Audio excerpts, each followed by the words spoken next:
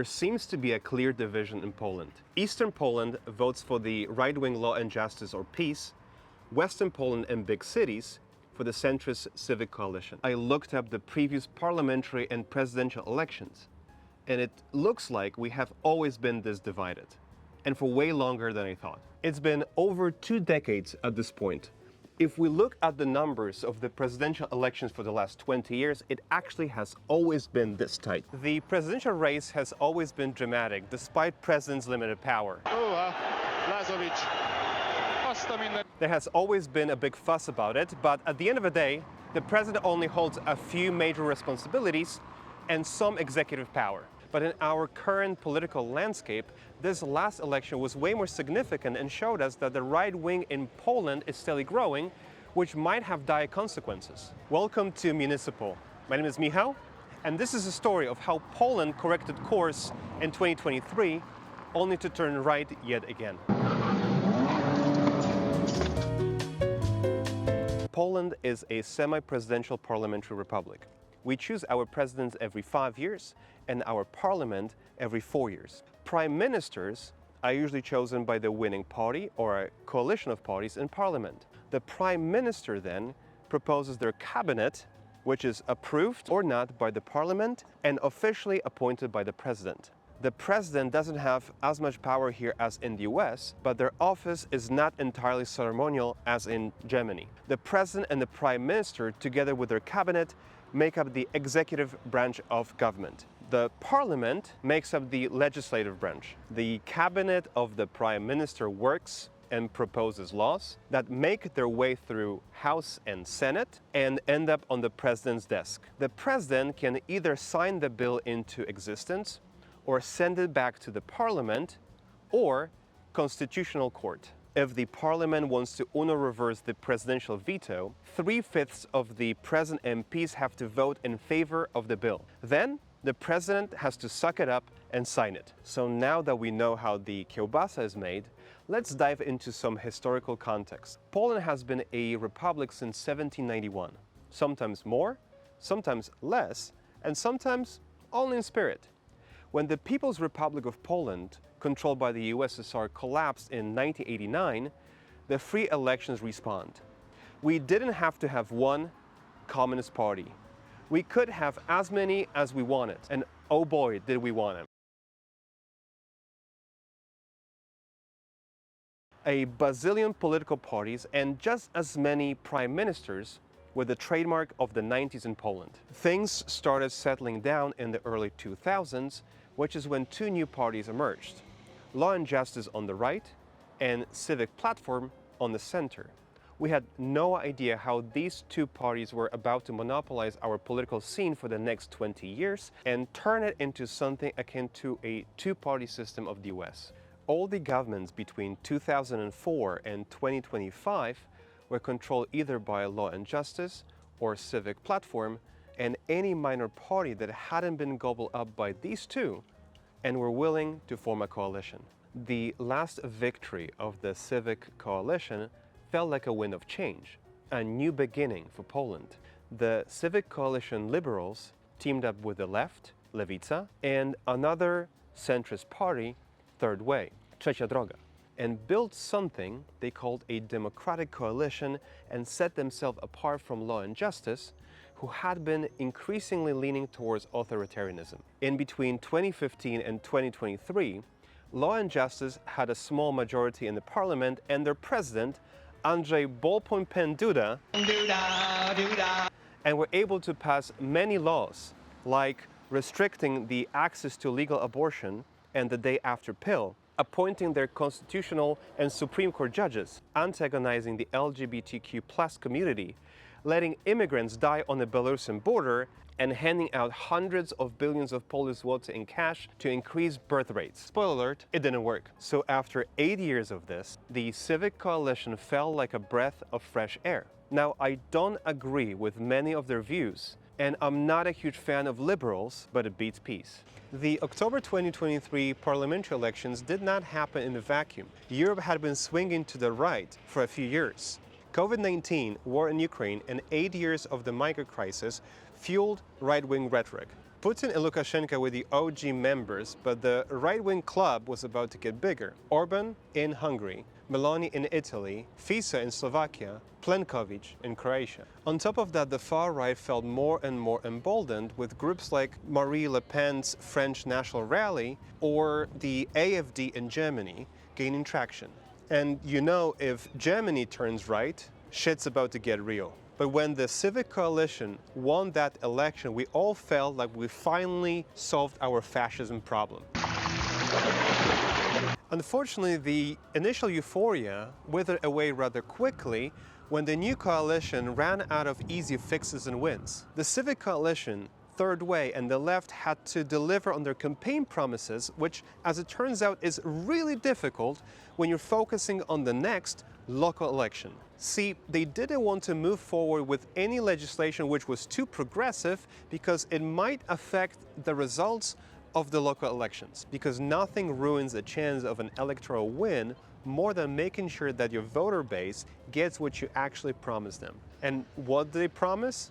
Access to legal and safe abortion, civil partnership, renewable, clean energy, and affordable housing. Using the same strategy as they used in the 2023 election, the Civic Coalition kept punting the reforms and blamed everything on the previous government. And would you look at that? It worked again. So now the Civic Coalition can fulfill on their promises, right? Nah, actually no. The presidential elections are coming up. We can't possibly jeopardize our future results by doing what we were elected and paid to do. We can't stir shit up just yet. When Trzaskowski wins, then we'll fulfill all the promises. So thinking they were in the lead, they ran down the clock.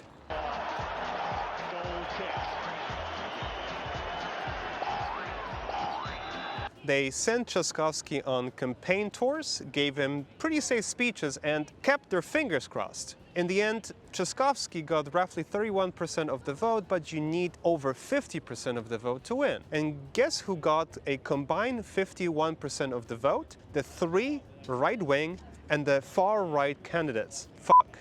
Looking at those results, it's clear that Poland is divided, but also disappointed.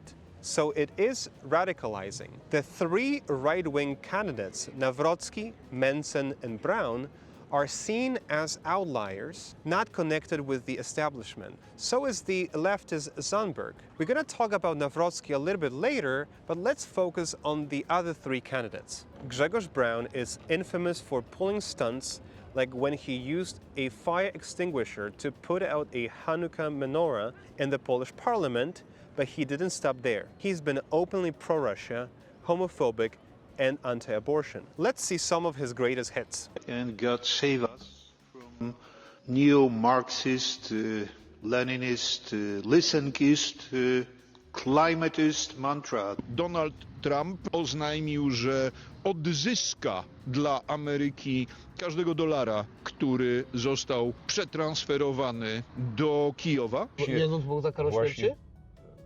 Tak, Polska przede wszystkim dla Polaków. His views are so extreme that at the beginning of 2025, he was kicked out from the far-right party Konfederacja. He was too far right for the far right. Speaking of Konfederacja, third place went to Sławomir Mencen, the party's co-chairman. He campaigned to slash taxes and government spending, limit social programs, including public health care, stop the leftist ideology, and reintroduce freedom of speech. So it's finally okay to trash anyone who you don't understand or agree with. Immigrants bad, EU bad, car good. If you think it sounds a lot like Trump, you're not wrong. And then there's Adrian Zandberg. He's the chairman of a leftist party called Razem, which means together. Despite the name, they split from the left in the parliament in 2024, and Zandberg announced his candidacy in the presidential race as the second leftist candidate besides Magdalena Biejat. As someone outside of the ruling coalition, Zandberg had an edge over Biejat. He could express himself honestly without towing the line of the ruling coalition. What's truly fascinating is, had it been only up to the youngest voters, the second round of the election would have played out between the far-right Mencen and the pretty leftist Zandberg. They both addressed the youngest voters' concerns like national security, the job market, housing, declining public health care, and energy independence. Of course, they offered two diametrically opposed solutions to those issues, but both candidates did address them, which can't be said about Nawrocki and definitely not about Trzaskowski. Rafał Trzaskowski chose to continue what he had been doing before the first round, which is blaming Law and Justice for any failures of the last year and a half and turning more and more right on some of the issues, especially regarding the migrant crisis in Europe. At the same time, it seemed like Trzaskowski had this. He's been around for a while. He is educated, he knows a bunch of foreign languages, he is painfully centrist, and he had been the mayor of Warsaw for the last 6 years. Especially since his opponent, Karol Nawrocki, was barely known to the general public. He was also seen by top law and justice politicians as a difficult candidate, connected to Polish football hooligans and the criminal underbelly of Poland. They even considered replacing him not long after he was announced as their independent candidate. But he had been connected with Law and Justice as a director of the World War II Museum in his hometown of Gdańsk, and since 2021, the director of the Institute of National Remembrance. He has been around for a while, but had never been a prominent political persona. At this point, Trzaskowski and the Civic Coalition realized that they couldn't keep running down the clock, so they changed strategies and played a little bit more to the far right. They met with Mencen to get his endorsement and posed for a photo op over a beer. In the meantime, allegations started to surface about Nawrocki, about his participation in football hooligan organized fights, criminal connections, alleged pimping at the Grand Hotel, and apartment scam. These allegations are troubling and should be investigated, but they did virtually nothing to hurt Nawrocki's ratings. He was even caught on camera inserting a nicotine pouch in his mouth during a presidential debate. Since some people thought it was drugs, Nawrocki flipped it and invited Trzaskowski to take a drug test together. He managed to use every allegation to strengthen his image of an alpha male, intellectual, cool dude, someone real, someone relatable, the opposite of Trzaskowski, who very often came across as fake. The race was so tight that both teams celebrated at 9 p.m. on June 1st, although it seemed like Trzaskowski had a slight edge over Nawrocki.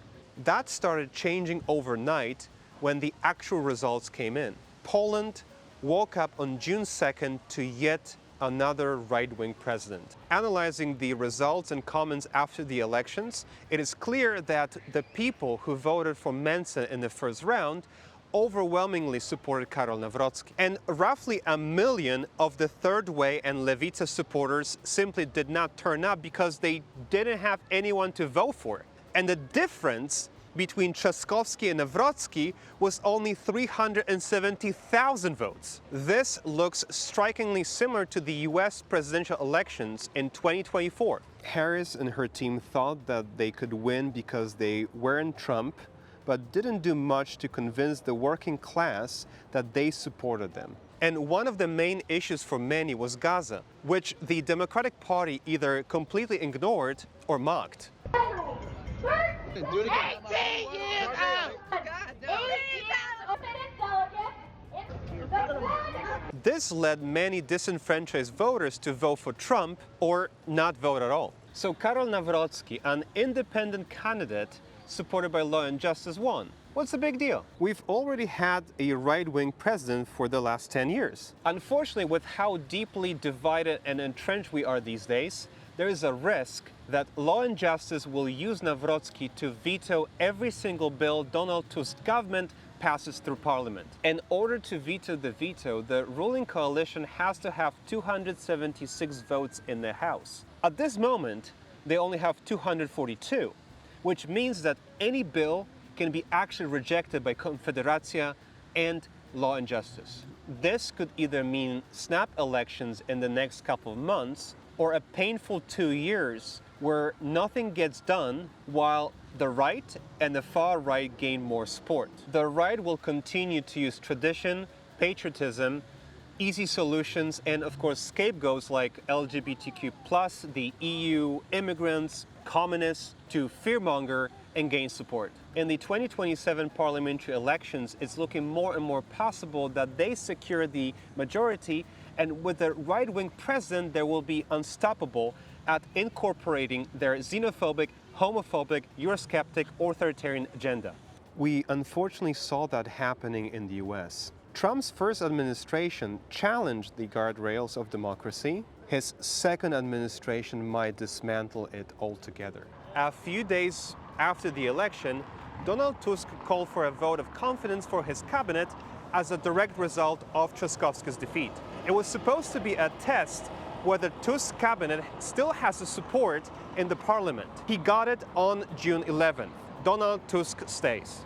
But he shouldn't feel secure. They wasted the last year and a half running down the clock thinking they had the lead. Now they'll need to prove to the general public that the reason why legislation didn't get passed was not their incompetence, but the right-wing president who won't allow any bill that doesn't fit their agenda to pass. We need a strong leftist party able to harness the energy of those who feel disenfranchised and abandoned by the law and justice and civic coalition establishment. A movement that will be able to unite Poles and create a fairer, greener, healthier, and safer country for everyone. We might not be able to rely on our government to protect all of its citizens, but strong communities can be fertile ground for resistance. Find ways to get involved in your community. Join an activist group. Go to a town hall meeting, plant a community garden, support your library, and find the vulnerable ones in your community and see how you can help. We don't know what the future brings, but it might be easier to face it together. Thanks for watching. If you enjoyed this video, consider liking, subscribing, and dropping a comment. If you want to keep up with me, you can find me on Substack, Instagram, and Blue Sky. I'll see you next time.